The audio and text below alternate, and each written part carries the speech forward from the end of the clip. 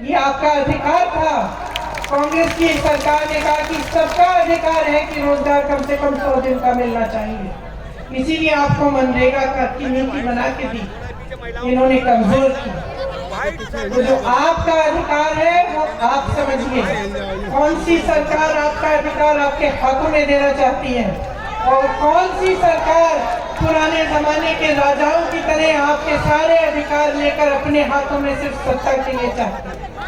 आप समझिए, जब आप गहराई से सोचेंगे और समझेंगे तो मैं जानती हूँ कि आपका वोट सिर्फ और सिर्फ कांग्रेस पार्टी को जाएगा, क्योंकि हमारे दिलों में आपके लिए श्रद्धा है। हम जानते हैं कि आपने हमें बनाया है।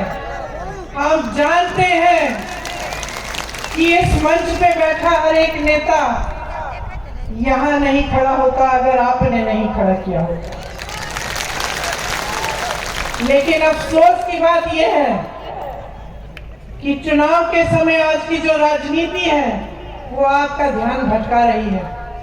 चुनाव आता है, अचानक धर्म की बातें शुरू, जाति की बातें शुरू, अजीब अजीब सी फिजूल की बातें शुरू, खोखली घोषणाएं शुरू, काम की बातें नहीं हो रही हैं।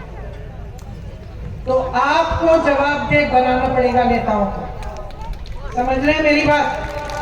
अगर हमें एहसास हो सकता है कि आपने हमें यहाँ खड़ा किया है, तो भाजपा के एक एक नेता को एहसास दिलाओ कि जब तक आपके लिए दिन रात एक करके काम नहीं करेंगे, जब तक आपके लिए सही नीतियां नहीं बनाएंगे, जब तक आपका पैसा वापस आपकी जेब में नहीं डालेंगे, जब तक इन बड़े बड़े उद्योगपतियों से आपकी संपत्ति लेकर वापस आपको नहीं देंगे, तब तक आप फिर से इनको इस मंच पे खड़ा नहीं होने देंगे।